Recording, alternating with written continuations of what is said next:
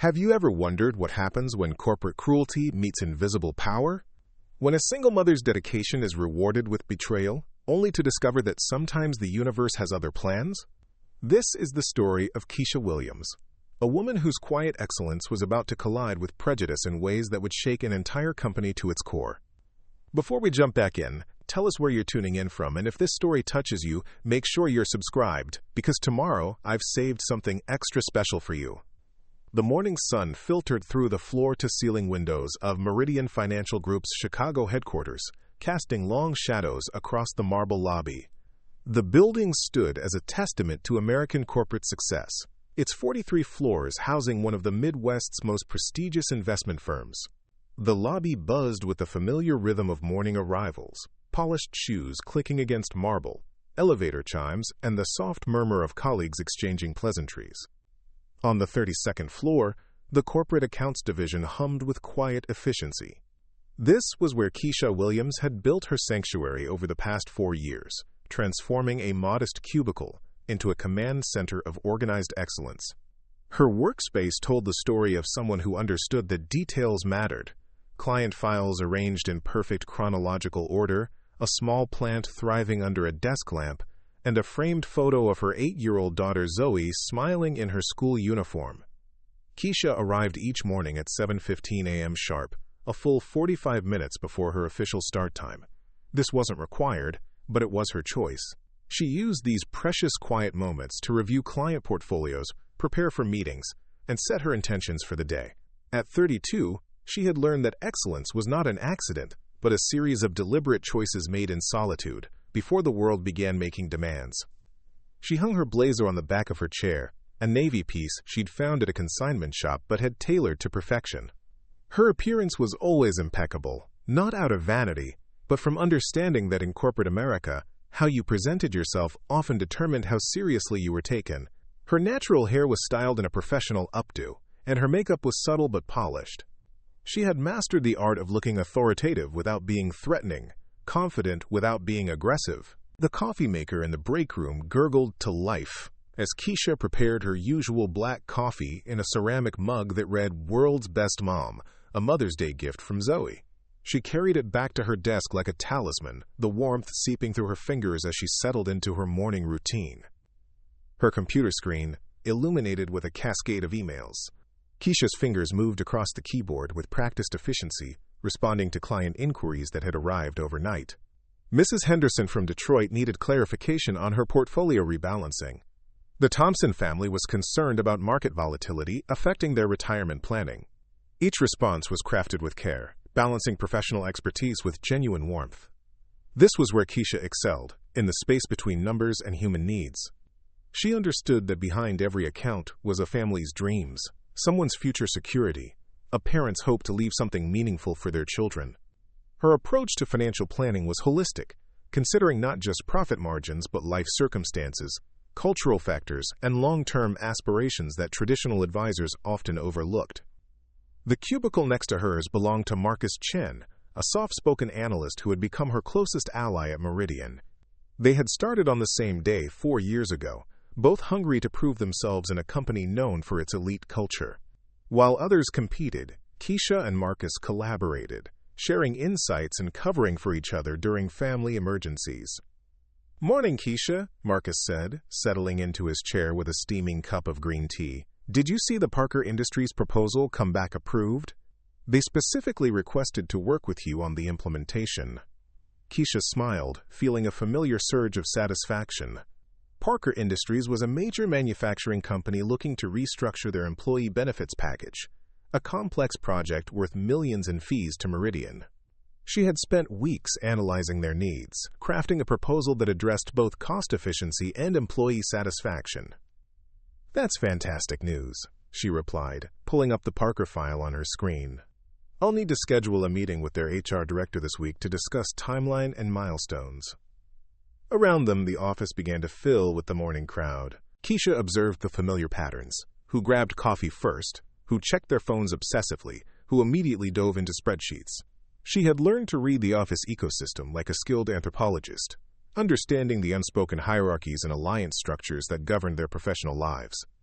At 8:30 a.m., the morning briefing began in Conference Room B. Keisha gathered her materials, a leather portfolio containing printed reports, her tablet loaded with presentation slides, and a notebook filled with handwritten observations.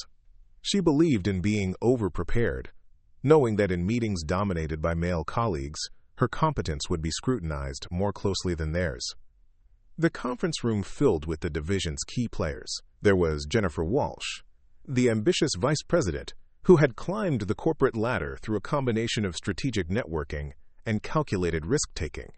David Park, the quantitative analyst whose mathematical models drove investment decisions.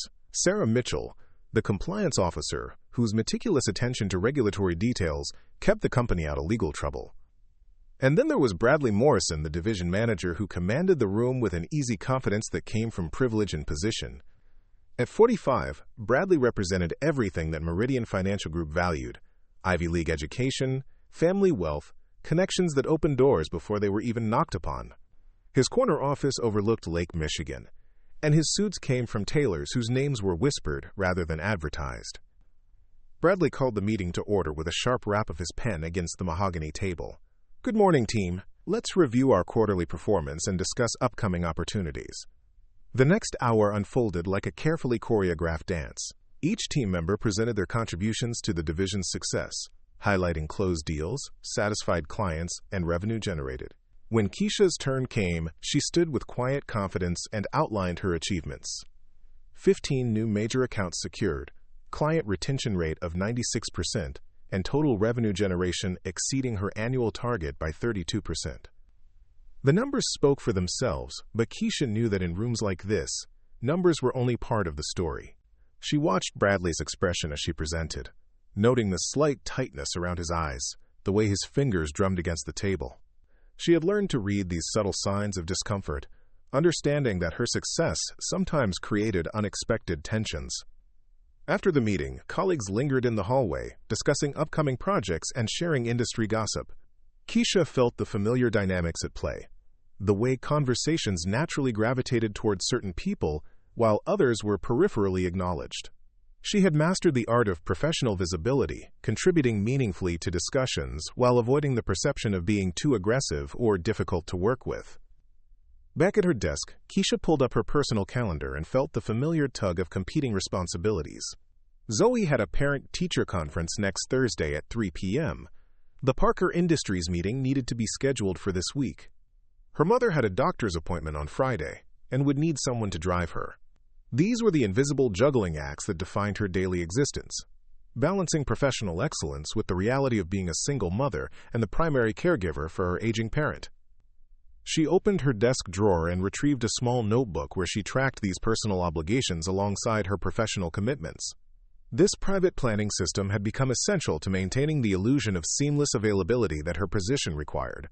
She could not afford to be seen as someone whose personal life interfered with professional responsibilities, even though she knew male colleagues regularly left early for golf games and took extended lunch meetings that had nothing to do with business. The photo of Zoe smiled back at her from its silver frame.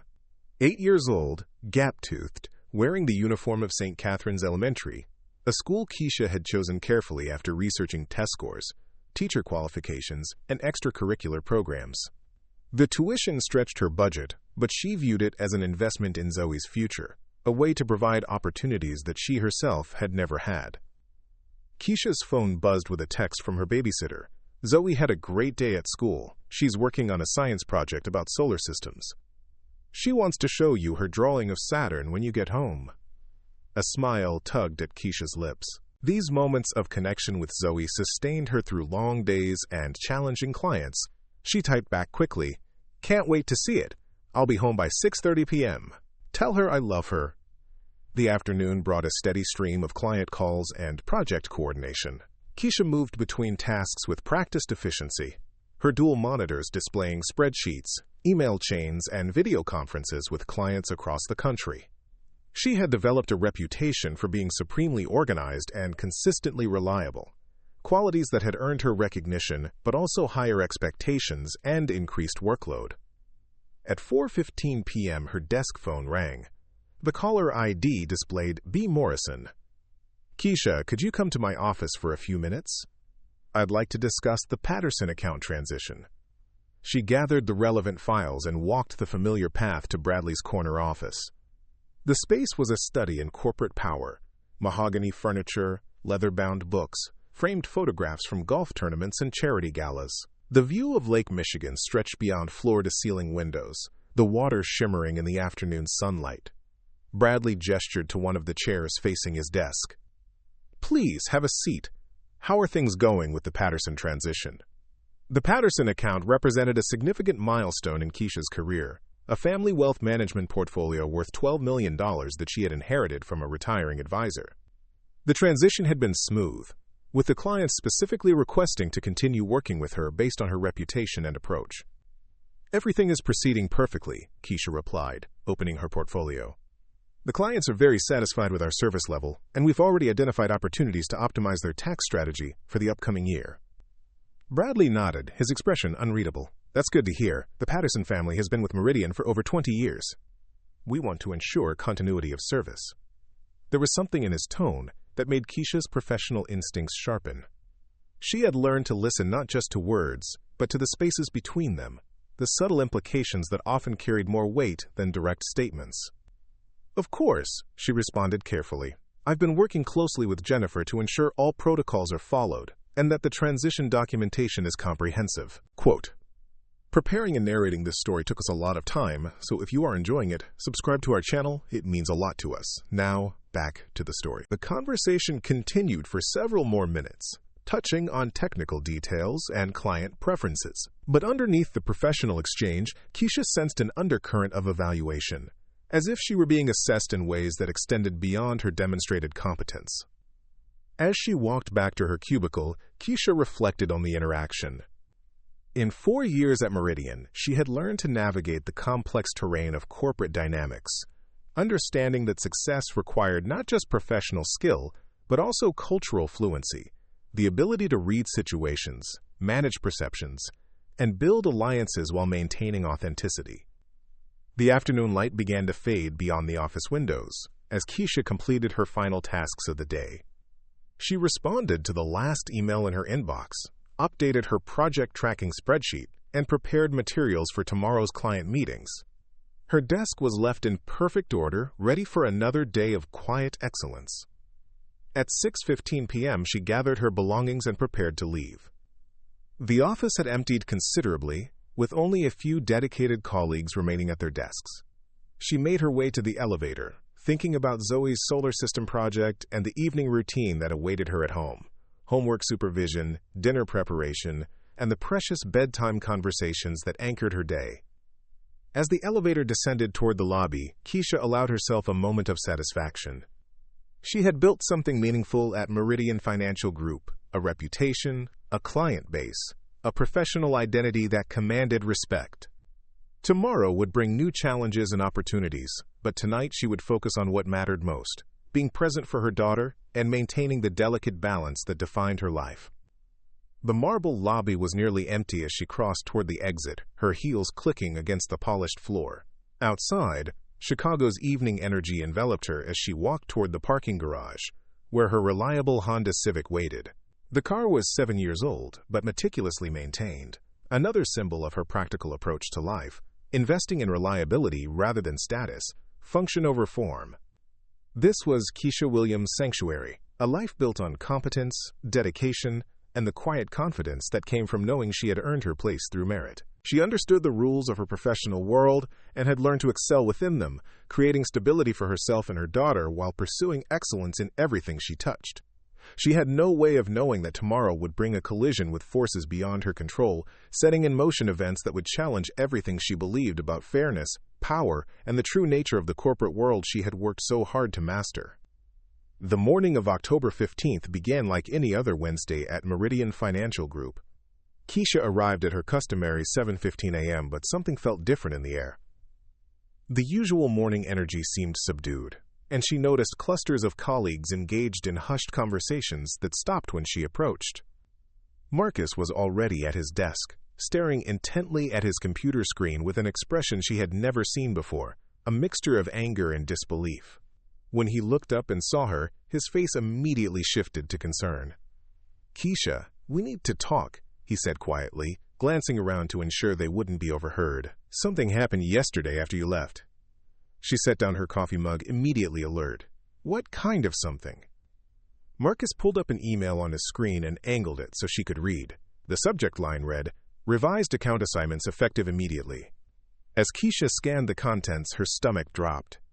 The Patterson account, her $12 million portfolio that she had successfully transitioned just weeks ago, was being reassigned to Derek Stevens, a junior advisor who had joined the company only 18 months earlier. "This doesn't make sense," Keisha said, her voice carefully controlled despite the shock coursing through her system. "The Patterson family specifically requested to continue working with me. The transition was flawless." "There's more," Marcus said grimly. He scrolled down to reveal additional reassignments. 3 more of Keisha's major accounts, representing over $20 million in assets, were being distributed among other advisors. All of them were white. All of them were male. The blood rushed to Keisha's ears as the implications became clear. These weren't random reassignments based on workload distribution or client preferences. This was a systematic stripping away of her most valuable accounts. The portfolio she had spent 4 years building through meticulous relationship management and demonstrated results. "Who authorized this?" she asked, though she already suspected the answer. "Bradley sent it out at 8:30 p.m. last night. No explanation, no discussion with the affected advisors.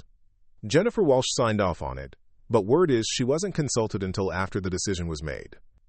Keisha's hands trembled slightly as she reached for her phone to check her emails. The message was there in her inbox, time-stamped at 8:47 p.m. the previous evening. She had been at home helping Zoe with her math homework when her professional world was being quietly dismantled. The email was clinical in its brevity. "To ensure optimal client service and account management efficiency, the following portfolio reassignments will take effect immediately. Please coordinate with your designated colleagues to ensure smooth transitions." No rationale, no performance metrics, no client feedback justifying the changes. Just a corporate directive that erased years of relationship building and revenue generation with the stroke of a keyboard. Keisha walked to the break room, needing a moment to process what was happening. The space was empty except for David Park, who was preparing his usual morning tea. When he saw her, his expression became uncomfortable, as if he knew something she didn't. "David," she said carefully, "did you know about the account reassignments before they were announced?" He stirred his tea with unnecessary concentration, avoiding her eyes. "There were discussions about portfolio optimization. Bradley mentioned wanting to balance workloads more effectively." "Balance workloads?" Keisha's voice carried a sharp edge. "I exceeded my revenue targets by 32% last quarter. My client retention rate is the highest in the division. What exactly needs to be balanced?" David's silence was enough. He mumbled something about being late for a meeting and hurried out, leaving Keisha alone with the humming of the refrigerator and the bitter taste of betrayal. She returned to her desk and immediately began documenting everything she could remember about her recent interactions with Bradley. The Parker Industries approval that had come through just days ago. The Patterson family expressed satisfaction with her services.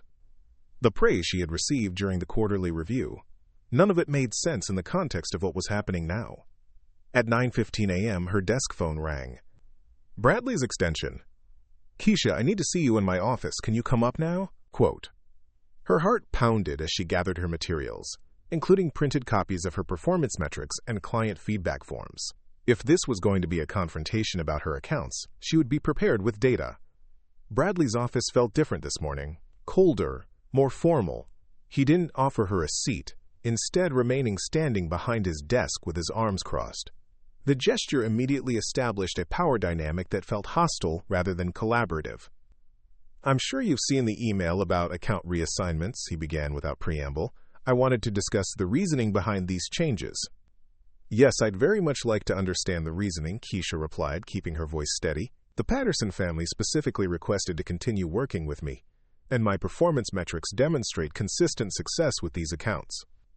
Bradley's jaw tightened almost imperceptibly. The decision was based on overall portfolio optimization and strategic considerations that extend beyond individual performance statistics.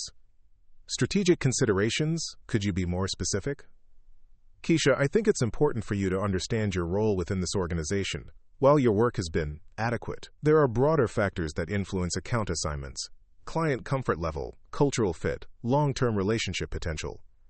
The words hung in the air like poison. Client comfort level, cultural fit. Keisha felt something cold settle in her chest as the subtext became unmistakable. "Are you suggesting that my clients are uncomfortable working with me?" she asked, her voice dangerously quiet. "I'm suggesting that certain clients relate more easily to advisors who share their background and perspective. The Patterson family, for instance, comes from a very traditional investment philosophy. They might be more comfortable with someone who understands their approach to wealth management."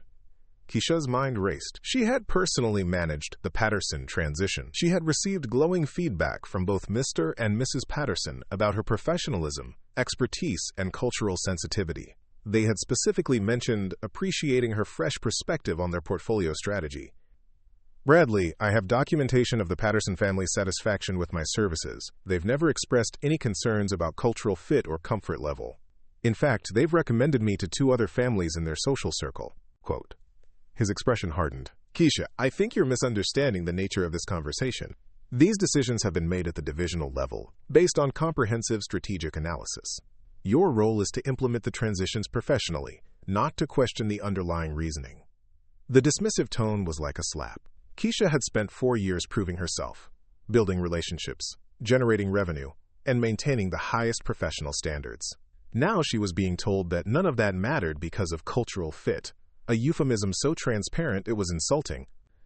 "I'd like to see the strategic analysis you mentioned," she said firmly. "I'd also like to understand what specific feedback led to these reassignments, because it contradicts every client interaction I've documented." Bradley's face flushed slightly. "That information is confidential and above your pay grade. What I need from you is compliance, not interrogation." The phrase "above your pay grade" hit like a physical blow. Keisha had heard it before, always directed at people who didn't fit the traditional profile of corporate leadership. It was a way of reminding her of her place in the hierarchy, regardless of her competence or contributions. "Bradley, I'm asking for transparency about decisions that directly impact my career and my ability to serve clients effectively.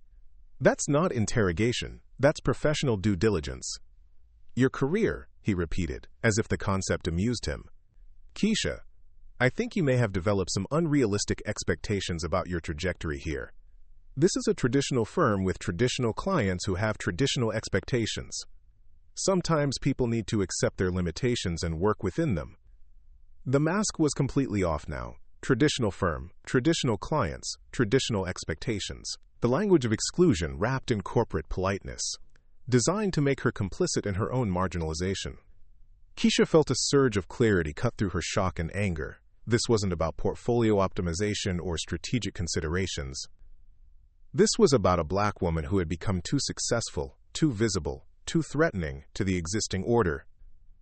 Her competence had made someone uncomfortable, and now that discomfort was being weaponized against her. "I want to be very clear about what I'm hearing," she said, her voice steady but carrying steel. "You're telling me that my race makes clients uncomfortable, and that my success needs to be limited to maintain traditional expectations. Is that an accurate summary?" Bradley's eyes flashed with anger. "I'm telling you that this organization has standards and protocols that everyone must follow. If you can't accept that reality professionally, perhaps you should consider whether this is the right environment for your particular skill set." Your particular skill set. Another phrase loaded with meaning, suggesting that her abilities were somehow different from, lesser than, those of her colleagues. Keisha opened her portfolio and placed her performance documentation on Bradley's desk. "These are my results from the past 4 years. Revenue generation, client satisfaction scores, retention rates, compliance records. I'd like you to show me where these results indicate that I should have my accounts reassigned." Bradley barely glanced at the documents. "Numbers aren't everything, Keisha. There are intangible factors that influence client relationships: trust, compatibility, shared values. Sometimes those factors outweigh statistical performance." "Shared values," she repeated. "What values exactly?" The question hung between them like a challenge. Bradley's face had gone from flushed to pale, as if he realized he had said too much but was too committed to the path to turn back. "I think this conversation has gone far enough," he said curtly. "The reassignments are final. I expect your cooperation in facilitating the transitions, and I expect it to be done without creating drama or disruption in the office." "Drama," disruption. The words every black professional learned to fear, the suggestion that advocating for yourself was somehow unseemly, that challenging unfair treatment was a character flaw, rather than a legitimate response to injustice. Keisha gathered her documents and stood to leave, but she wasn't finished. "Bradley, I want you to know that I'll be documenting this conversation and filing a formal complaint with HR about discriminatory practices in account assignments." His face darkened. "Be very careful, Keisha. This firm doesn't look kindly on employees who make unfounded accusations against management. Your employment here depends on your ability to work collaboratively and professionally. I'd hate to see you jeopardize your position over a misunderstanding." The threat was barely veiled. Collaborate, meaning accept discrimination quietly, or face termination. Keisha felt the full weight of the system pressing down on her. The reality that challenging racism often carried more professional risk than perpetrating it. She left Bradley's office and walked back to her cubicle in a daze. The familiar space felt foreign now, as if she were seeing it for the first time. Her organized files, her professional accomplishments, her carefully cultivated relationships, all of it suddenly felt fragile and contingent. Marcus looked up as she approached, his expression filled with concern. "How did it go?" "Worse than I imagined," she said quietly, sinking into her chair. She quickly briefed him on the conversation, watching his expression grow increasingly incredulous. "He actually said, cultural fit and, quote, traditional expectations? Keisha, you have to report this. This is textbook discrimination." "He also threatened my job if I file a complaint," she replied, feeling the exhaustion settling in. "Apparently, advocating for myself would be creating, quote, drama and disruption." The rest of the morning passed in a blur of forced normalcy. Keisha went through the motions of her regular tasks while her mind processed the magnitude of what had happened. She had been naive to think that excellence alone would protect her from the subtle violence of institutional racism. Her success had made her a target rather than securing her position. During lunch, she called her mother from the parking garage, needing to hear a familiar voice that would remind her of her worth beyond corporate validation. "Mama, something happened at work today," she began, and found herself choking up as she tried to explain the morning's events. Her mother, Dorothy Williams, had worked as a school administrator for 35 years, navigating her own battles with discrimination and bureaucracy. Her voice was firm and supportive. "Baby, you listen to me. They're trying to make you doubt yourself because your light is shining too bright for their comfort. Don't you dare let them dim it." "But Mama, what if I lose my job? What about Zoe's school, the mortgage, everything we've built?" "Then we'll figure it out, just like we always have. But you don't compromise your dignity for a paycheck, no matter how big it is. You hear me?" The conversation gave Keisha strength, but it didn't resolve the impossible position she found herself in. Fight and risk everything, or submit and watch her career be slowly strangled by a system that would never acknowledge her full humanity. As she returned to the office, Keisha made a decision. She would document everything, build her case methodically, and trust that justice existed somewhere in the corporate machinery, even if she hadn't seen evidence of it yet. She owed it to Zoe, to her mother, and to every black woman who would walk these halls after her to stand up and demand better. She had no way of knowing that her courage was about to collide with forces she had never imagined, forces that would transform this moment of violation into something far more consequential than either she or Bradley Morrison could have anticipated. The afternoon stretched ahead of her like a gauntlet, each task now colored by the knowledge that she was being watched, evaluated, and judged by standards that had nothing to do with her actual performance. But Keisha Williams had spent her entire life exceeding expectations that were designed to limit her. Today would be no different. At exactly 2:47 p.m. on October 15th, everything changed. Keisha was at her desk, methodically documenting the morning's events in a detailed memo to HR, when the elevator doors on the 32nd floor opened with an unusual chime. The sound was different, more authoritative, as if the building itself was announcing something significant. Rebecca Sterling stepped into the corporate accounts division like a force of nature contained in an impeccably tailored charcoal suit. At 52, she commanded attention without demanding it, her silver hair styled in a sleek bob that framed sharp, intelligent eyes. As Senior Vice President of Operations for Meridian's parent company, Atlantic Investment Holdings, Rebecca wielded the kind of power that could reshape entire divisions with a single decision. The office atmosphere shifted immediately. Conversation stopped mid-sentence. Phone calls were hastily concluded. Even the ambient noise of keyboards and printers seemed to quiet in deference to her presence. This was not a scheduled visit. Rebecca Sterling's appearances were typically announced days in advance, with detailed agendas and prepared presentations. She moved through the cubicle maze with purposeful steps, her gaze scanning the workspace with the analytical precision of someone who had built her career on reading organizational dynamics. Behind her walked two people Keisha didn't recognize, a sharp-eyed woman in her 30s carrying a leather portfolio, and a man in an expensive suit whose demeanor suggested legal expertise. Rebecca's destination became clear as she approached Bradley Morrison's corner office. Through the glass walls, Keisha could see Bradley's face transform from confusion to alarm as he registered who was standing in his doorway. The conversation that followed was brief, intense, and entirely one-sided. Rebecca spoke with calm authority while Bradley's body language grew increasingly defensive. Within minutes, Bradley emerged from his office looking pale and shaken. Rebecca stepped out behind him and addressed the entire division in a voice that carried to every corner of the floor. "Good afternoon. I'm Rebecca Sterling, Senior Vice President of Operations for Atlantic Investment Holdings. I'm here conducting an immediate operational review of this division's practices and procedures. I'll be meeting with several team members individually over the next hour. Please continue with your regular duties." The words were professional and measured, but everyone in the office understood they were witnessing something unprecedented. Senior executives from the parent company didn't appear unannounced for routine operational reviews. This was crisis management in real time. Marcus caught Keisha's eye from across their shared workspace, his expression a mixture of excitement and apprehension. They both sensed that Keisha's morning confrontation with Bradley had somehow triggered a chain reaction that reached far beyond their division. Rebecca's assistant, the woman with the leather portfolio, began setting up a temporary workstation in the main conference room. Documents were spread across the mahogany table with surgical precision. Laptops were opened and connected to secure networks. Within 20 minutes, the conference room had been transformed into a command center for what was clearly a comprehensive investigation. The first person called for an interview was Jennifer Walsh, the vice president who had signed off on the account reassignments. She emerged from the conference room 30 minutes later looking stunned, her usual composed demeanor replaced by visible anxiety.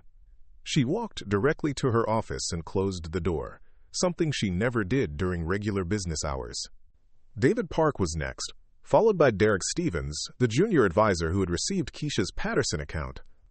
Each interview followed the same pattern: calm professionalism from Rebecca's team, increasingly agitated behavior from the interviewees afterward. At 4:15 p.m., Rebecca's assistant approached Keisha's cubicle. "Ms. Williams, Ms. Sterling would like to speak with you now." Keisha gathered her documentation, the performance metrics, client feedback forms, and the detailed memo she had been preparing for HR.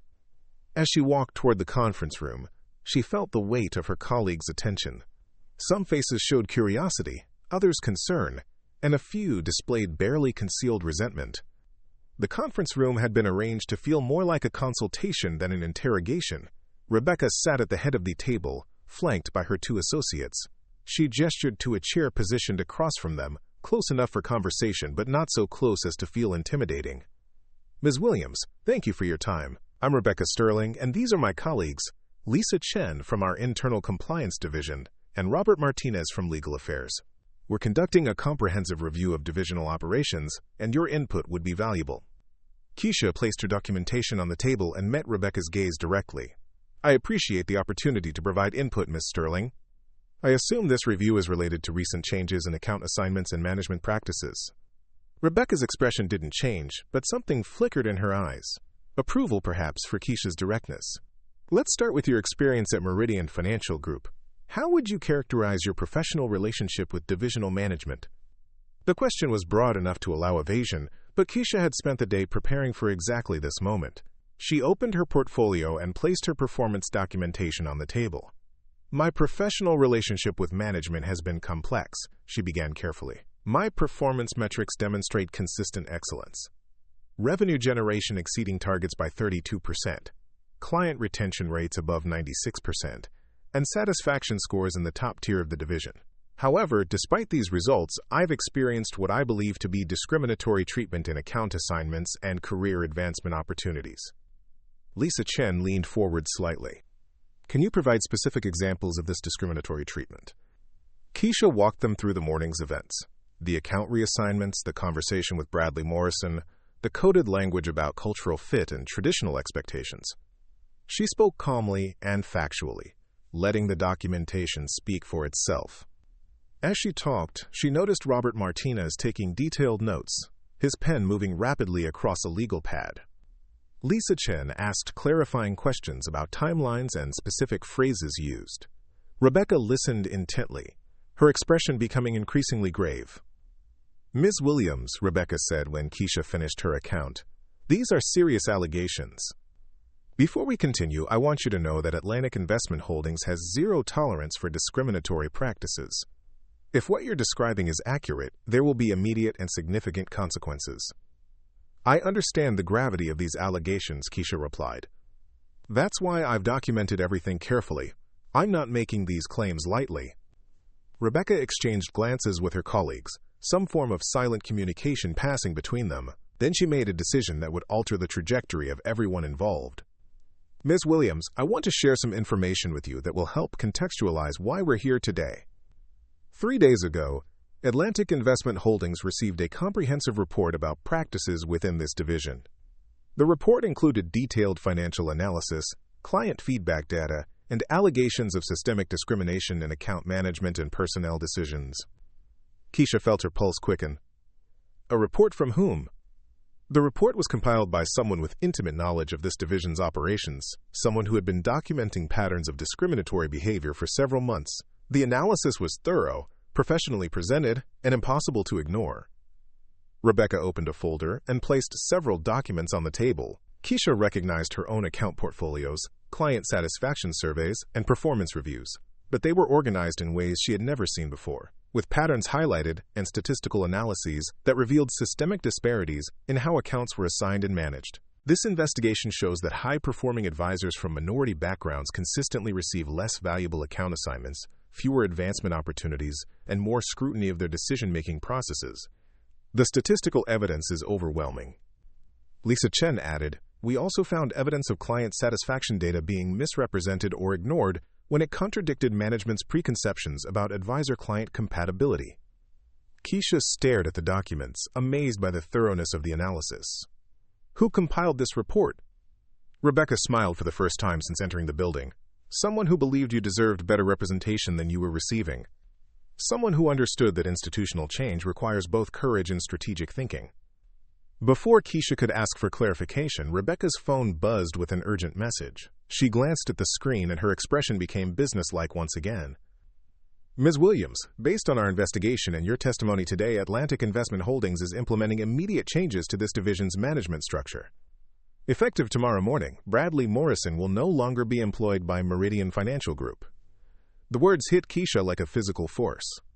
In less than 8 hours, she had gone from being threatened with termination to witnessing her tormentor's career destruction. "Additionally," Rebecca continued, "all account reassignments made in the past 30 days will be reversed pending a comprehensive review of assignment criteria. Your client portfolios will be restored immediately." Robert Martinez spoke for the first time. "Mr. Morrison's termination is being handled through our legal department to ensure compliance with all employment regulations. However, I want you to know that his discriminatory statements from this morning's conversation constitute grounds for immediate dismissal under company policy."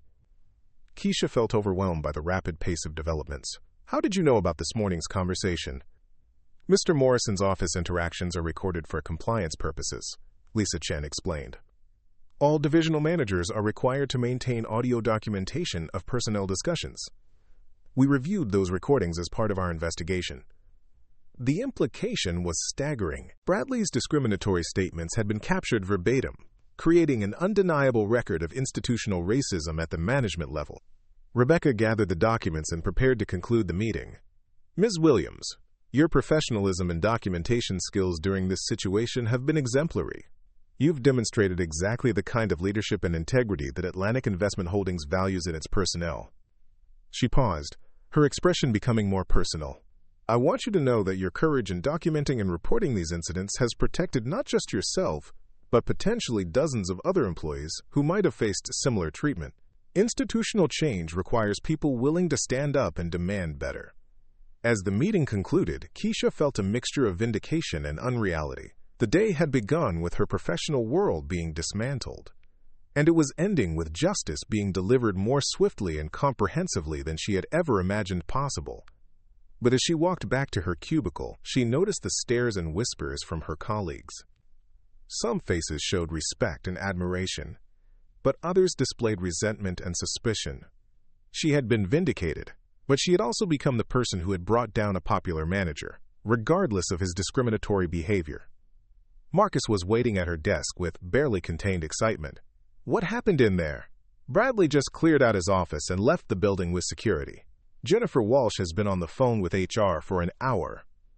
Keisha sank into her chair, still processing the magnitude of what had transpired. "Justice happened," she said quietly. "Swift, comprehensive justice.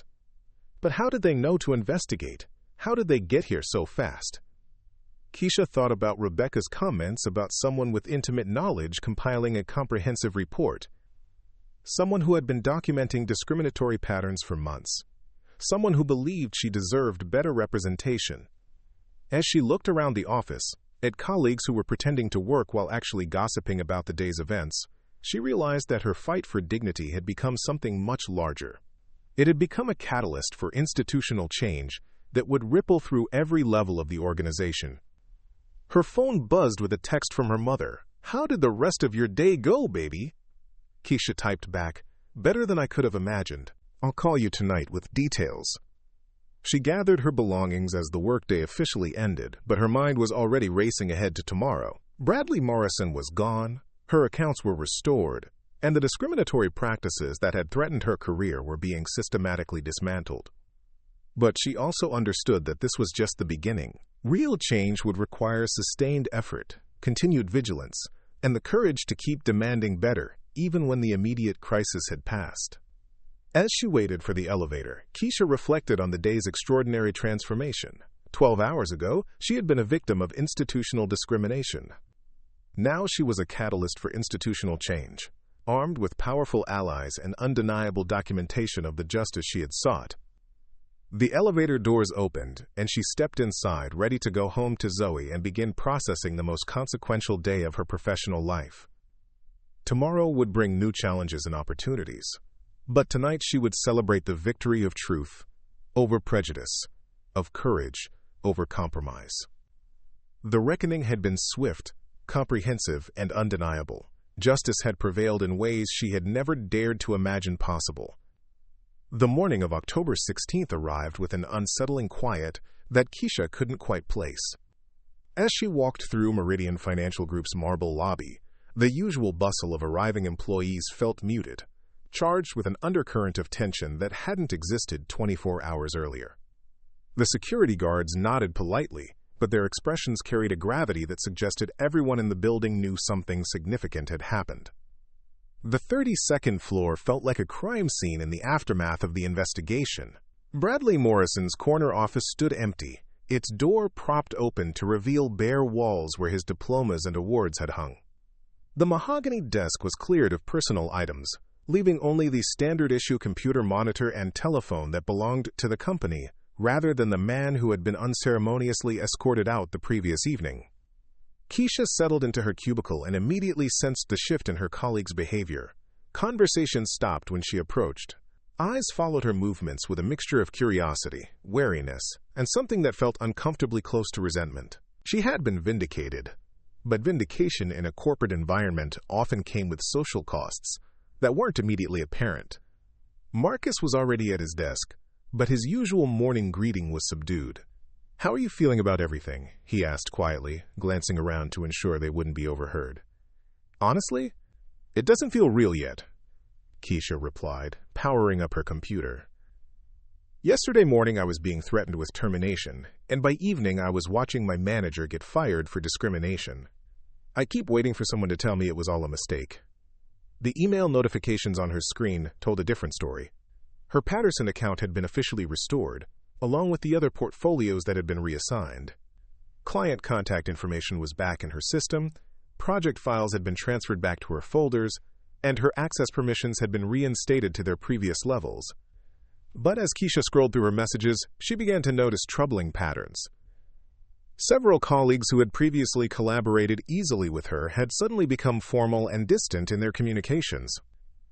Derek Stevens, the junior advisor who had briefly inherited her Patterson account, had sent a terse email stating that he would, quote, quote, quote, quote, quote, quote, as requested by management, with none of his usual professional warmth. At 9:30 a.m., Jennifer Walsh called an emergency division meeting, the conference room filled with an atmosphere of barely contained anxiety, as the remaining staff gathered around the mahogany table where Rebecca Sterling had conducted her investigation just hours earlier. Jennifer looked exhausted, her usually perfect appearance showing signs of strain. Dark circles shadowed her eyes, and her voice carried a shakiness that Keisha had never heard before. "I know yesterday was unprecedented for all of us," Jennifer began, her hands clasped tightly in front of her. The departure of Bradley Morrison and the operational review conducted by Atlantic Investment Holdings have raised questions about our division's future direction. She paused, clearly struggling with how to frame what came next. "I want to be transparent with everyone about the challenges we're facing. The investigation revealed practices and policies that were problematic. As a result, we're going to be under intense scrutiny from the parent company for the foreseeable future." David Park raised his hand tentatively. "What does that mean for our day-to-day operations? Are there going to be more investigations?" "It means," Jennifer replied carefully, "that every decision we make, every client interaction, every internal communication will be evaluated against new standards of compliance and accountability.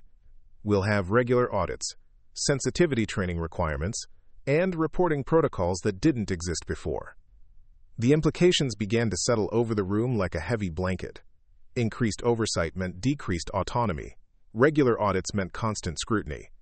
Sensitivity training meant mandatory acknowledgement that discriminatory practices had existed in their workplace. Sarah Mitchell, the compliance officer, looked particularly uncomfortable.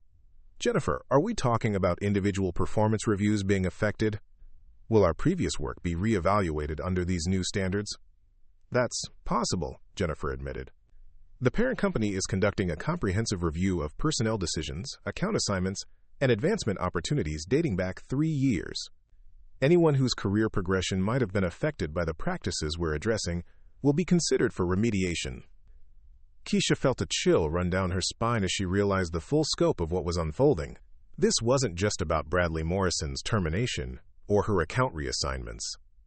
This was about a systematic examination of every decision, every promotion, every opportunity that had been distributed within their division.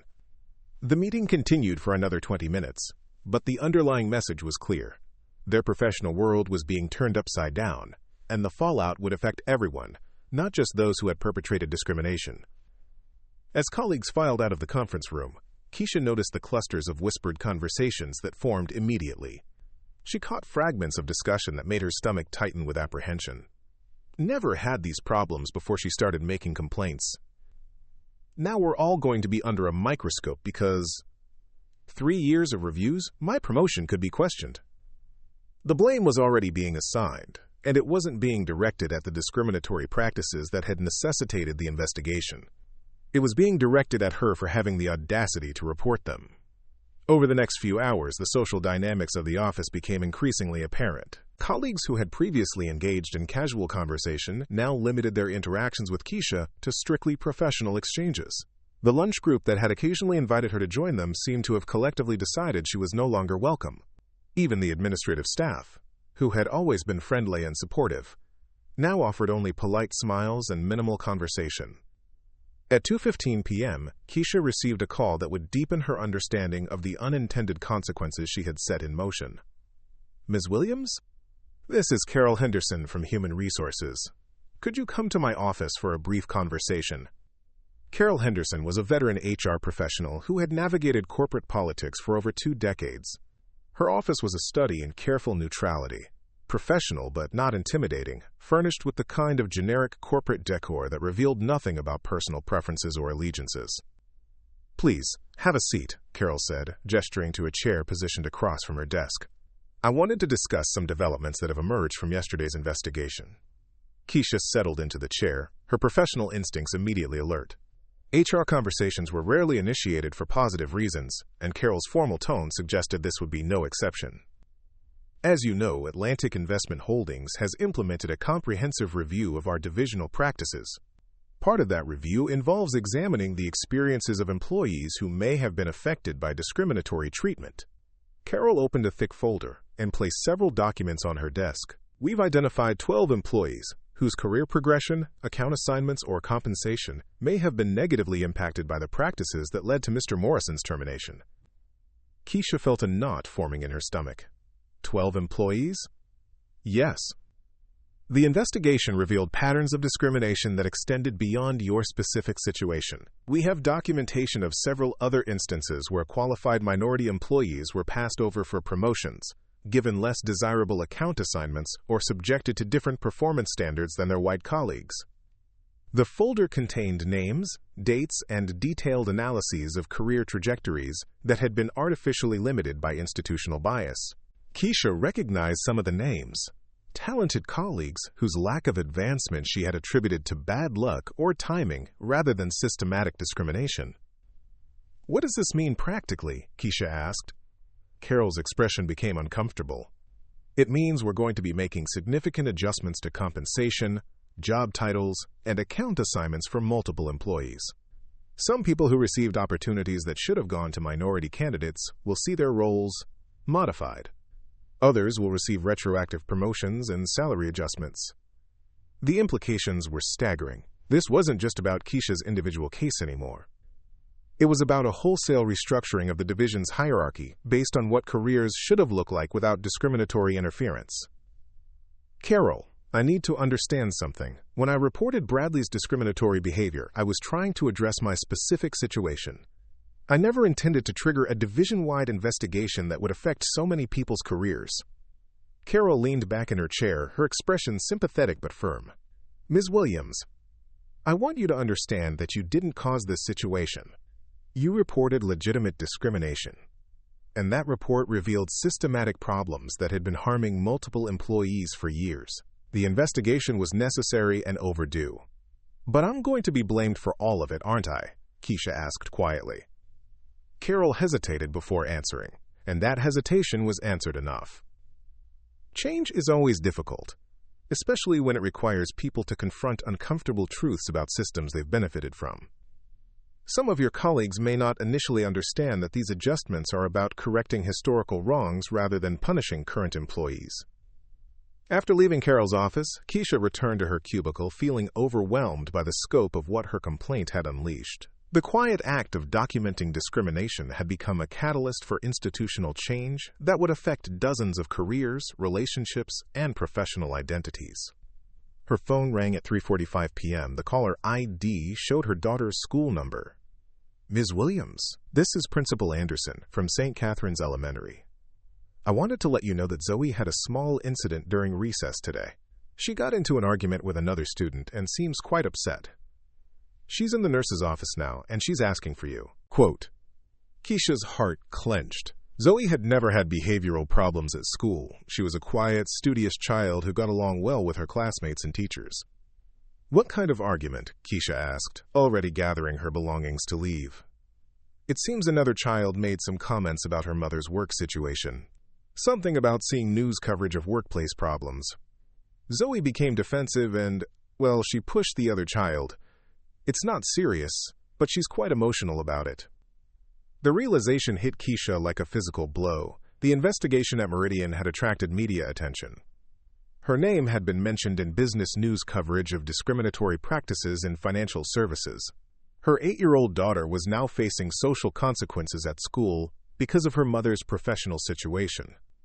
"I'll be there in 20 minutes, Keisha said, her voice tight with emotion. As she left the office early to collect her distressed daughter, Keisha felt the full weight of unintended consequences settling on her shoulders. She had sought justice for herself and unknowingly triggered justice for many others.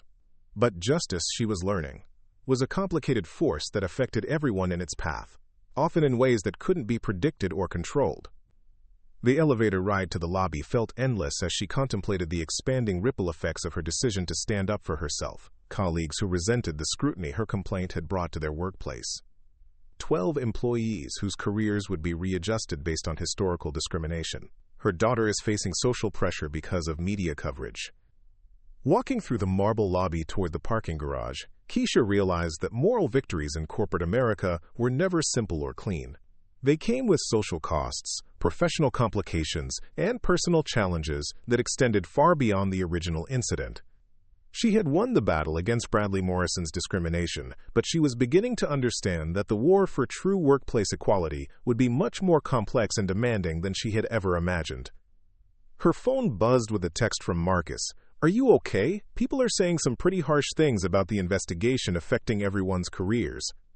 I wanted you to know that I think you did the right thing, regardless of how complicated it's gotten." Quote, as she drove toward Zoe's school, Keisha felt grateful for Marcus's support, but she also felt the isolation of being the person who had pulled the thread that unraveled the entire fabric of their professional community. The afternoon sun cast long shadows across the city as she navigated traffic, her mind racing with questions about how to explain to an 8-year-old that sometimes doing the right thing created problems for everyone around you, including the people you loved most. The unintended aftermath was spreading in directions she had never anticipated, affecting lives and relationships in ways that would take months or even years to fully understand. But as difficult as these consequences were, Keisha knew that turning back was not an option. She had opened a door to institutional change, and now she would have to navigate whatever came through it, for herself, for her daughter, and for every employee whose career had been shaped by the discriminatory practices she had exposed. The real work was just beginning. Manager fires Black single mom. Next day, she's named new regional director. Part 5. The Moral Awakening. The evening of October 17th found Keisha sitting in her living room, watching her daughter Zoe build a fort out of couch cushions with the determined focus that 8-year-olds brought to everything they deemed important. The sight should have been comforting, a return to normalcy after 2 days that had upended her professional world. But Keisha's mind couldn't settle into the peaceful rhythm of domestic life. Her coffee had grown cold in the ceramic mug beside her as she stared at her laptop screen, scrolling through email after email from colleagues, HR representatives, and reporters who had somehow obtained her contact information. The story of discrimination at Meridian Financial Group had spread beyond business publications into mainstream media, complete with her photograph and quotes from the internal investigation. "Mama, you're not watching," Zoe said from inside her cushion fortress, her voice carrying the slight whine that indicated she needed more attention than she was receiving. Keisha closed the laptop and turned her full focus to her daughter. "You're absolutely right, baby. Show me how you engineered this amazing structure." For the next 30 minutes, she immersed herself in Zoe's elaborate explanations of architectural principles and defensive capabilities. But even as she laughed at her daughter's creativity, part of her mind remained preoccupied with the expanding consequences of her decision to challenge Bradley Morrison's discrimination. After Zoe went to bed, Keisha found herself standing at her kitchen window, looking out at the Chicago skyline and struggling with questions that had no easy answers. Her phone rang, interrupting her contemplation. The caller ID showed her mother's number. "How are you holding up, baby?" Dorothy Williams asked without preamble. At 68, Keisha's mother had weathered enough workplace battles of her own to understand the emotional toll of challenging institutional discrimination. "I'm struggling, Mama," Keisha admitted, sinking into a chair at her small dining table. "I keep thinking about all the people whose lives are being turned upside down because I decided to fight back. 12 employees are getting their careers reassessed. People who thought they earned their promotions are finding out they might have gotten them unfairly. My own colleagues won't even eat lunch with me anymore." Dorothy's voice carried the weight of experience. "Keisha, let me ask you something. Do you think those 12 employees deserve to have their careers limited by discrimination?" "Of course not." "Do you think the people who got promotions they didn't earn should keep benefits that came from someone else's mistreatment?" Keisha hesitated. "It's not that simple, Mama. These are good people who didn't ask to be part of a discriminatory system. They're facing consequences for decisions they didn't make. Baby, listen to me carefully. You didn't create the discrimination, you exposed it. There's a big difference between causing harm and revealing harm that was already happening." The conversation continued for another hour, with Dorothy sharing stories from her own career as a school administrator, times when she had been forced to choose between personal comfort and institutional justice, moments when doing the right thing had created complications she never anticipated. After hanging up, Keisha made herself a cup of tea and settled into the chair where she did her most serious thinking. She opened a journal she had been keeping since Zoe's birth, a record of thoughts, challenges, and decisions that she hoped might someday provide guidance for her daughter. She wrote, October 17th, I'm learning that justice is messier than I thought. When you pull one thread of unfairness, sometimes the whole fabric unravels, and you realize how many people were depending on that fabric to hold their world together, even if it was woven with discrimination. The next morning brought a phone call that would deepen her moral complexity. Rebecca Sterling's assistant contacted her at 8:30 a.m., requesting a private meeting at Atlantic Investment Holdings' downtown offices. The tone suggested urgency rather than routine follow-up. Rebecca's executive suite occupied the 48th floor of a gleaming tower that housed the parent company's operations. The space was a study in understated power, floor-to-ceiling windows offering panoramic views of Lake Michigan, contemporary art that probably cost more than most people's annual salaries, and furniture that whispered rather than shouted about wealth and influence. Rebecca rose from behind her desk as Keisha was announced, extending a warm handshake and guiding her to a seating area that felt more like a luxury living room than a corporate office. Thank you for coming, Keisha. I hope you don't mind me using your first name. After what we've been through together, formal titles seem unnecessary. Of course, Rebecca. I appreciate you taking the time to meet with me. Rebecca settled into the chair across from her, her expression serious but not unkind. I wanted to discuss the broader implications of the investigation you initiated. The situation has become more complex than either of us anticipated. She opened a leather portfolio and withdrew several documents. The investigation into Meridian's practices has revealed discriminatory patterns that extend beyond your division. We found similar issues in 3 other divisions across 2 different locations. What started as an examination of Bradley Morrison's behavior has become a company-wide audit of our diversity and inclusion practices. Keisha felt her stomach tighten. How many employees are we talking about now? 47 employees whose careers may have been negatively impacted by discriminatory practices. Dozens more whose advancement may have been unfairly accelerated. And that's just what we've discovered so far. The numbers were staggering. Keisha had reported one manager's discrimination against herself, and it had uncovered a web of institutional bias affecting nearly 100 careers across multiple locations. Rebecca continued, I want you to understand that this investigation was necessary and overdue. The discriminatory practices we've uncovered were not only morally wrong, but also legally risky and financially costly. Companies that fail to address systematic bias face lawsuits, regulatory penalties, and talent flight that can cost millions of dollars. But, Keisha said quietly, I'm guessing there's significant pushback to the changes you're implementing. Rebecca's expression darkened slightly. Substantial pushback. We've had 3 senior managers resign rather than participate in remediation training. Several high-performing employees have threatened to leave if their roles are reassessed. And we're facing potential lawsuits from employees who claim they're being unfairly penalized for the actions of their supervisors. She paused, studying Keisha's reaction. I want to be completely honest with you about something. There are people within the organization who blame you for triggering this crisis. They see you as someone who destroyed workplace harmony by refusing to accept the status quo. Keisha had suspected as much, but hearing it confirmed by someone at Rebecca's level made it feel more official and threatening. Are you suggesting I should have handled this differently? Absolutely not, Rebecca said firmly. You handled the situation with remarkable professionalism and courage, but I want you to understand the environment you're navigating so you can make informed decisions about your future. She opened another folder and placed a document on the coffee table between them, which brings me to why I asked you to come here today. Atlantic Investment Holdings is restructuring its regional operations, and we're creating several new senior leadership positions focused on diversity, inclusion, and organizational development. Keisha glanced at the document, a detailed job description for Regional Director of Inclusive Excellence, a newly created position that would oversee diversity initiatives across multiple locations and divisions.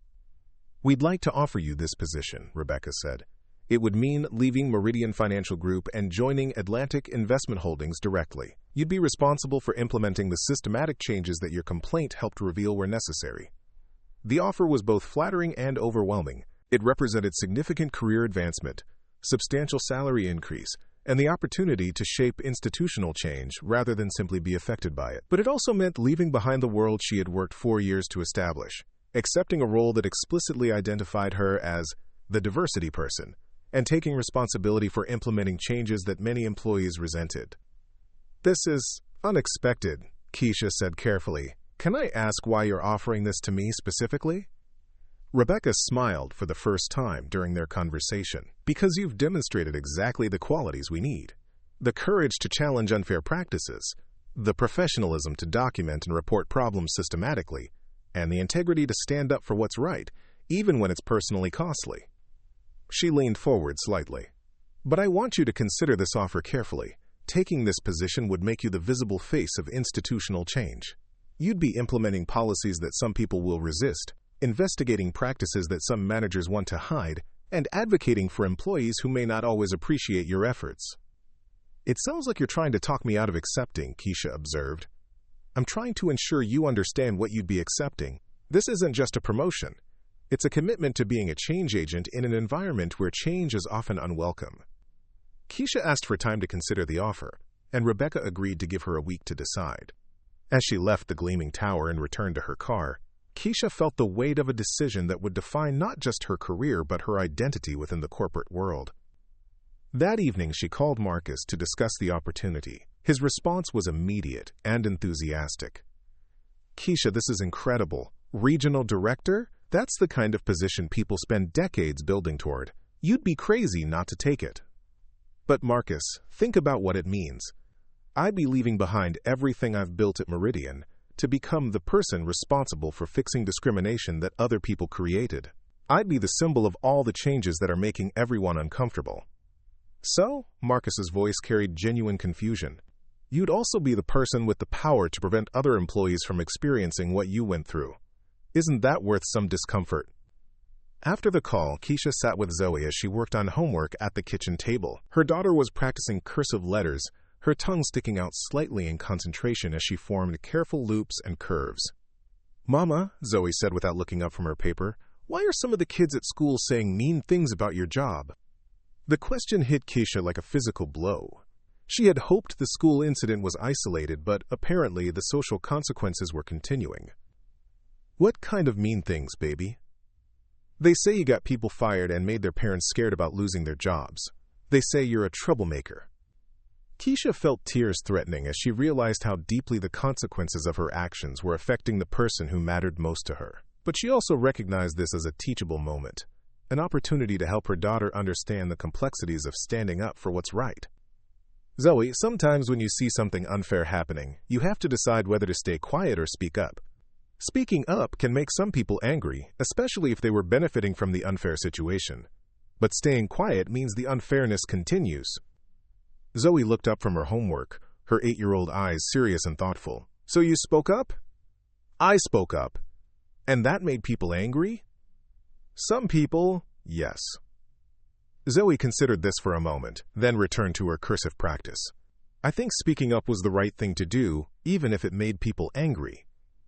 That night, after Zoe was asleep, Keisha sat in her living room with Rebecca's job offer spread across her coffee table. The position description outlined responsibilities that would put her at the center of institutional change, developing policies, investigating complaints, training managers, and advocating for employees who face discrimination. It was exactly the kind of work that could prevent other people from experiencing what she had endured. But it was also work that would define her professionally as someone whose primary value was addressing discrimination rather than demonstrating excellence in traditional business functions. She thought about her daughter's simple moral clarity. Speaking up was the right thing to do, even if it made people angry. She thought about her mother's experience navigating workplace discrimination over decades. She thought about the 12 employees whose careers had been limited by bias they couldn't control. Most importantly, she thought about the opportunity to transform her personal experience of injustice into institutional change that could benefit hundreds of current and future employees. As the city lights twinkled beyond her windows, Keisha began to understand that her moral awakening wasn't about choosing between right and wrong. It was about accepting the responsibility that came with having the power to create positive change. The decision she faced wasn't just about her career trajectory. It was about what kind of person she wanted to be and what kind of world she wanted to leave for her daughter. The moral complexity would remain, but her path forward was becoming clearer. October 24, 2024, 9 a.m. The 48th floor conference room at Atlantic Investment Holdings buzzed with an energy that felt both celebratory and apprehensive. Keisha Williams sat at the head of the polished mahogany table, wearing a navy blazer that she had purchased specifically for this moment, her first official meeting as Regional Director of Inclusive Excellence. The decision to accept Rebecca Sterling's offer had come after 7 days of soul-searching, countless conversations with her mother, and one particularly illuminating discussion with Zoe about what it meant to help people who were being treated unfairly. Her daughter's 8-year-old wisdom had been surprisingly decisive. If you can help make things fair for other people, isn't that what you're supposed to do? Now, surrounded by senior executives, HR representatives, and legal advisors from across Atlantic Investment Holdings portfolio companies, Keisha was about to present the comprehensive restorative action plan she had spent the past week developing. Rebecca Sterling opened the meeting with a statement that set the tone for everything that followed. Ladies and gentlemen, we're here today because we discovered that our organization had been failing some of our most talented employees for years. The investigation triggered by Ms. Williams' complaint revealed systematic patterns of discrimination that damaged careers, limited opportunities, and violated both our values and our legal obligations. She gestured toward Keisha. Ms. Williams has accepted the position of Regional Director of Inclusive Excellence specifically to oversee the implementation of corrective measures that will address historical wrongs while building systems to prevent future discrimination. Her first initiative is what we're calling the Equity Restoration Program. Keisha rose from her chair, feeling the weight of every gaze in the room. Some faces showed curiosity and support. Others carried skepticism or barely concealed resentment. She had spent years proving herself in rooms like this, but never had the stakes felt so high or the mission so personal. Thank you, Rebecca. Before I present the specific components of the Equity Restoration Program, I want to acknowledge the complexity of what we're undertaking. We're not just correcting individual cases of discrimination. We're examining and restructuring systems that have been in place for decades. Quote, she activated the presentation display and clicked to her first slide, Equity Restoration Program, Principles and Implementation. Our approach is built on 4 foundational principles, she continued. First, acknowledgement. We must explicitly recognize that discriminatory practices occurred and caused real harm to real people. Second, remediation. We must take concrete steps to repair the damage done to affected employees' careers and compensation. Third, systemic change. We must alter the policies and practices that allowed discrimination to flourish. Fourth, prevention. We must build safeguards to ensure these problems never recur. The next slide revealed the scope of their findings. Our investigation has identified 63 employees across 5 divisions whose careers were negatively impacted by discriminatory practices. These impacts included denied promotions, unfavorable account assignments, lower compensation, and limited professional development opportunities. A murmur rippled through the room. Even Keisha had been surprised by how extensively the discrimination had spread once they began looking systematically across all divisions. For each affected employee, we've developed individualized restoration plans, she continued. These include retroactive salary adjustments to compensate for lost income, immediate promotion opportunities where appropriate, priority access to high-value client accounts, and comprehensive professional development funding. Thomas Chen, the Chief Financial Officer, raised his hand. Ms. Williams, what's the financial impact of these restoration measures?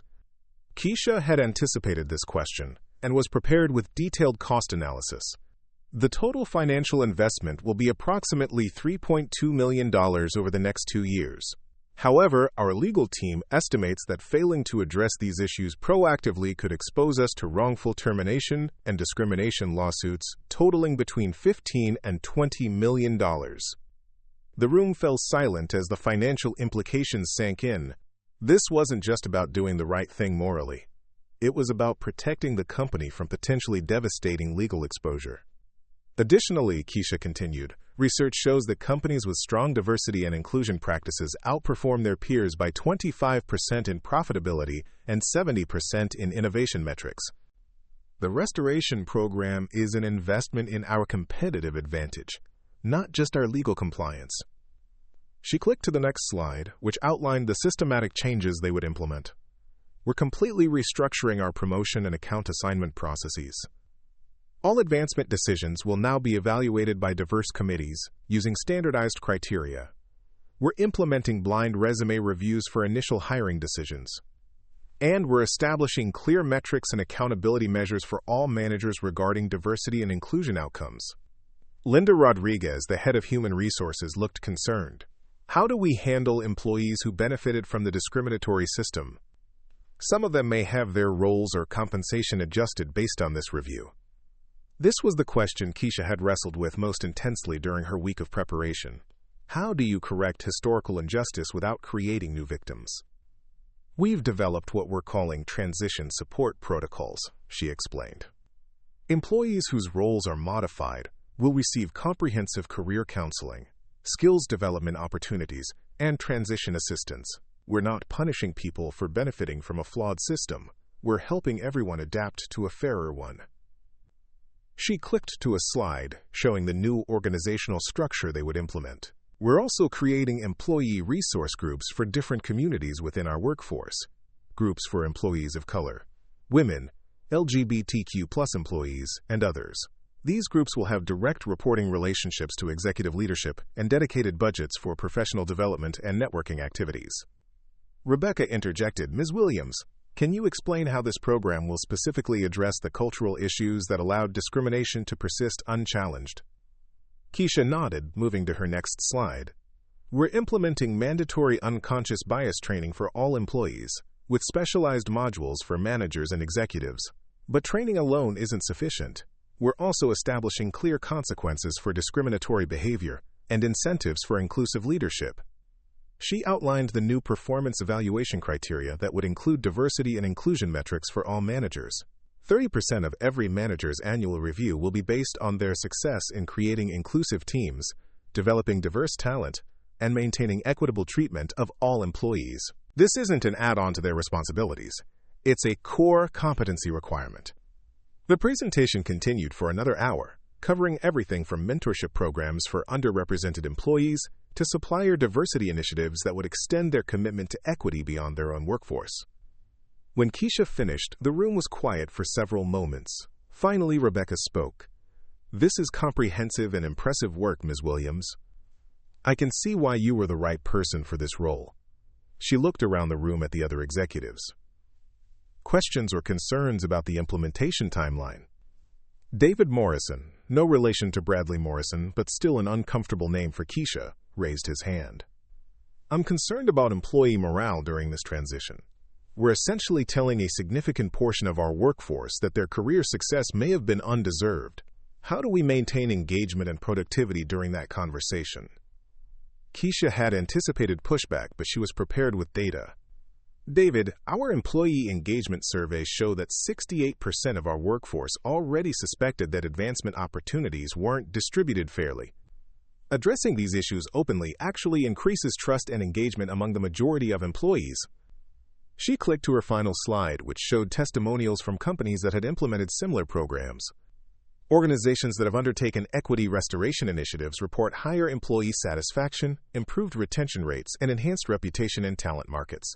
People want to work for companies that demonstrate commitment to fairness. After the meeting concluded and most attendees had left, Rebecca approached Keisha privately. That was masterfully presented, she said. You've taken a complex, emotionally charged situation and created a systematic approach that addresses both moral and business imperatives. Thank you, Keisha replied. But I know the real work starts now. Presenting a plan is the easy part. Implementing it while maintaining organizational cohesion will be the challenge. Rebecca smiled. Which is exactly why you are the right choice for this role. You understand both the necessity of change and the human costs of implementing it. That afternoon, Keisha returned to Meridian Financial Group for what would be one of her final visits as an employee. She had scheduled individual meetings with each of the 12 employees from her original division, who would be affected by the restoration program. Her first meeting was with Angela Foster, a black analyst who had been consistently passed over for senior roles despite outstanding performance. Angela's restoration plan included an immediate promotion to senior investment advisor, a 28% salary increase, and assignment to 3 major client accounts.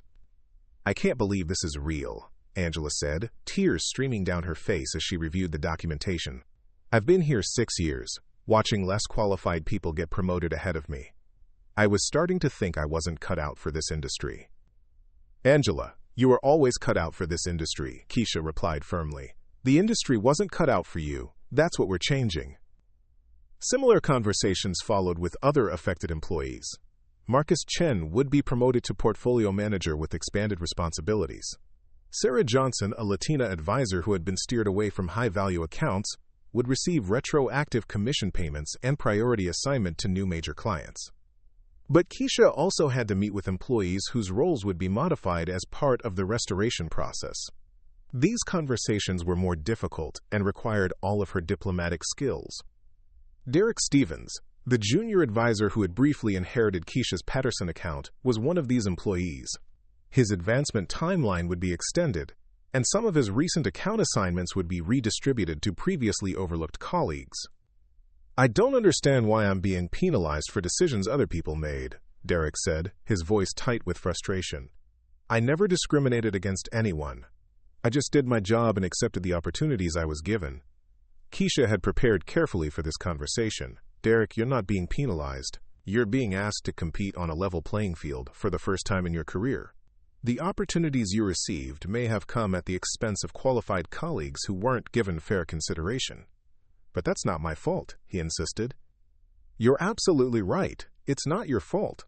But it's also not the fault of the colleagues who were passed over. We're correcting a system that harmed some people and artificially benefited others. The goal is fairness going forward, not punishment for past inequities." Quote. Derek left the meeting unhappy but not hostile. Keisha knew that managing these transition conversations would be one of her ongoing challenges as regional director. Her final meeting of the day was with Jennifer Walsh, who would be participating in intensive leadership development training as part of her modified role expectations. "Keisha, I want you to know that I never intended for discriminatory practices to occur in my division," Jennifer said. "I may have been blind to what was happening, but I wasn't malicious." "I believe that, Jennifer. Which is why we're focusing on education and system change rather than individual punishment. The goal is to help everyone become better leaders, not to assign blame for past mistakes." As Keisha packed up her belongings from her cubicle for the last time, Marcus approached with a small gift, a framed photo of their division's recent team-building event, back when relationships were simpler and less fraught with the complexities of institutional change. "I'm going to miss working directly with you," he said, "but I'm excited about what you're going to accomplish in your new role. Marcus, you're one of the people who made this transition possible by supporting me when things got difficult. That kind of allyship is what will make these changes successful." That evening, Keisha sat with Zoe at their kitchen table, helping with homework while mentally preparing for the challenges ahead. Her daughter was working on a social studies project about community helpers. "Mama, what kind of community helper are you?" Zoe asked. Keisha considered the question carefully. "I help make sure that workplaces treat everyone fairly, regardless of what they look like or where they come from." "Like a fairness police officer?" Keisha laughed. "Something like that, baby. Something like that." As she tucked Zoe into bed that night, Keisha reflected on how much had changed in just 10 days. She had gone from being a victim of discrimination to being the architect of institutional change. The weight of responsibility was enormous, but so was the opportunity to prevent other employees from experiencing what she had endured. Her phone buzzed with a text from Rebecca Sterling. "Congratulations on an excellent first day as regional director. The restoration program implementation begins Monday. Ready to change the world?" Keisha typed back, "Ready to change our corner of it, one policy at a time." Quote. She turned off her phone and sat in her living room, looking out at the Chicago skyline one more time as a Meridian Financial Group employee. Tomorrow, she would wake up as someone with the power to reshape corporate culture, restore damaged careers, and build systems that prioritized fairness over tradition. The restorative response was officially underway, and Keisha Williams was no longer just seeking justice. She was delivering it. 6 months later, Keisha Williams stood before the gleaming windows of her new corner office on the 45th floor of Atlantic Investment Holdings, watching the first snowfall of the Chicago winter paint the city in pristine white. The view was breathtaking, but what filled her with deeper satisfaction was the transformation she could see reflected in the office life bustling below her. The quarterly diversity metrics report lay open on her desk, its pages filled with data that told a story of systematic change. Employee satisfaction scores had increased by 34%. Retention rates among underrepresented employees had jumped from 62 to 89%. Most significantly, the company had received 0 discrimination complaints in the past 4 months, a stark contrast to the pattern of unreported grievances they had discovered during the initial investigation. Her assistant knocked and entered with a familiar warmth. "Keisha, your 3 p.m. appointment with the Leadership Development Cohort is here." Today marked the graduation of the first group of managers who had completed the intensive inclusive leadership training program. 15 executives from across Atlantic's portfolio companies who had spent 3 months learning to recognize bias, build diverse teams, and create psychologically safe work environments.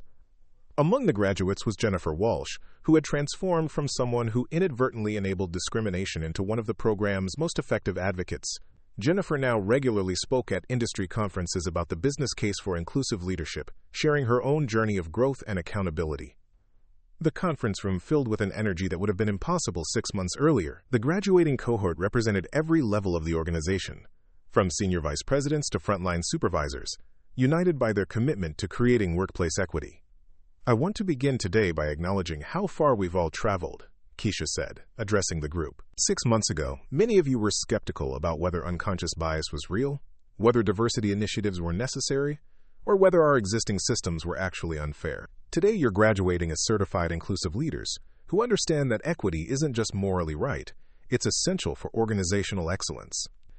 She looked around the room, making eye contact with each participant. But your real graduation won't happen today. It will happen in the daily decisions you make, the conversations you have with your teams, and the cultures you create in your departments. Marcus Chen, who had been promoted to Director of Portfolio Development, raised his hand. "Keisha, what's been the most surprising outcome of the Equity Restoration Program?" Keisha considered the question carefully. "The most surprising outcome has been how quickly organizational culture can shift when leadership demonstrates genuine commitment to change.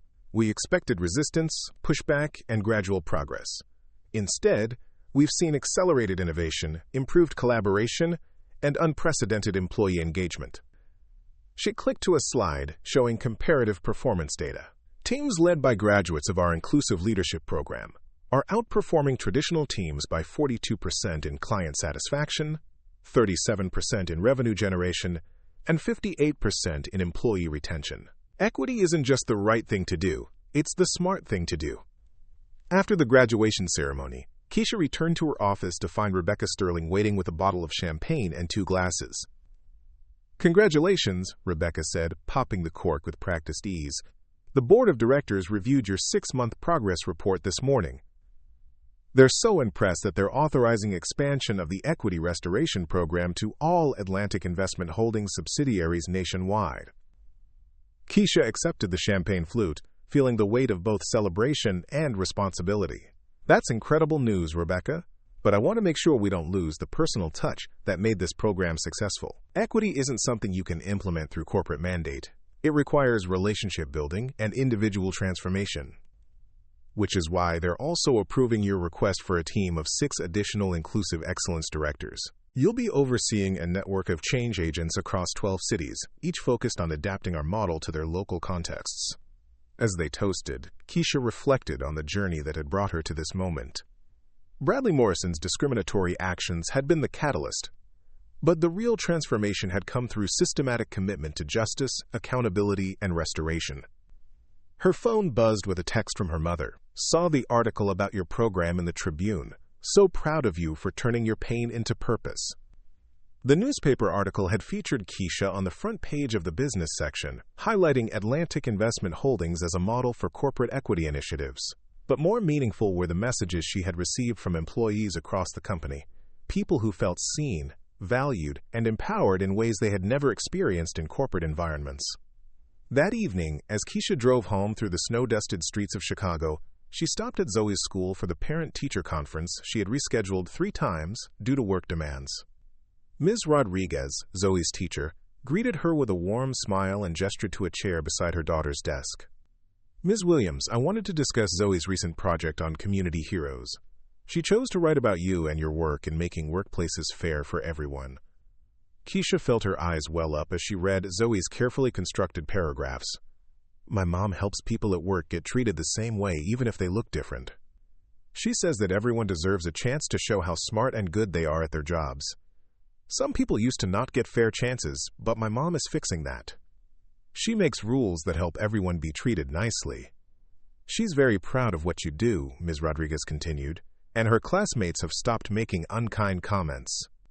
In fact, several of them have asked if their parents could meet you to learn about making their workplaces more fair." The social consequences that had initially worried Keisha had transformed into social leadership opportunities for her daughter. Zoe was learning that standing up for justice sometimes required enduring criticism, but ultimately created positive change that benefited everyone. At home that night, as Keisha tucked Zoe into bed, her daughter asked the question that had been building for months. "Mama, are you finished fixing the unfair things at work?" Quote. Keisha considered how to explain the ongoing nature of equity work to an 8-year-old. "Baby, fixing unfair things isn't something you finish. It's something you keep doing every day. But I've helped create systems that will keep fixing unfair things even when I'm not there to watch." Like teaching other people to be fairness helpers? Exactly like that. As Keisha prepared for bed, she opened her laptop one final time to review the messages that had accumulated throughout the day. Among them was an email that made her pause. The sender was Bradley Morrison. The subject line read, "Accountability and Gratitude." Against her better judgment, she opened the message. "Ms. Williams, I know this email may be unwelcome, but I felt compelled to reach out after reading about your promotion and the success of the Equity Restoration Program. I have spent the past 6 months in intensive therapy and diversity education, trying to understand how my biases and actions caused real harm to talented employees like yourself. I want you to know that losing my position was the consequence I deserved, and seeing you thrive in leadership is the outcome the company needed. I hope someday I can contribute positively to the kind of workplace equity you're creating. With respect and accountability, Bradley Morrison." Keisha stared at the email for several minutes, processing the complexity of forgiveness, growth, and redemption. She drafted and deleted several responses before settling on a brief reply. "Mr. Morrison, I appreciate your acknowledgement and your commitment to personal growth. True change requires ongoing work, not just recognition of past mistakes. I wish you success in that journey." As she closed her laptop and turned off the lights, Keisha reflected on the extraordinary chain of events that had transformed her from a victim of discrimination into an architect of institutional change. Her complaint against one manager's bias had ultimately reshaped corporate culture for thousands of employees across multiple cities. But the most profound transformation had been personal. She had discovered that her greatest professional strength wasn't just her ability to excel within existing systems. It was her capacity to imagine and build better systems that allowed everyone to excel. The lasting impact extended far beyond Atlantic Investment Holdings. Other companies were adopting similar equity restoration programs. Business schools were teaching case studies based on her model. A new generation of corporate leaders was learning that inclusion wasn't just a compliance requirement, it was a competitive advantage. As sleep approached, Keisha's final thought was about the ripple effects that individual courage could create. One person's decision to document discrimination and demand accountability had become a movement that would protect and empower employees for years to come. The story that began with a discriminatory account reassignment had evolved into a blueprint for corporate transformation. Justice had been delivered not through punishment alone, but through systematic commitment to equity, restoration, and lasting change. In her dreams that night, Keisha saw workplaces where every employee could thrive, regardless of their background, where talent was recognized without bias, and where the next generation would inherit professional environments built on fairness rather than tradition. The lasting impact was just beginning. Up next, you've got 2 more standout stories right on your screen. If this one hits the mark, you won't want to pass these up. Just click and check them out. And don't forget to subscribe and turn on the notification bell so you don't miss any upload from us.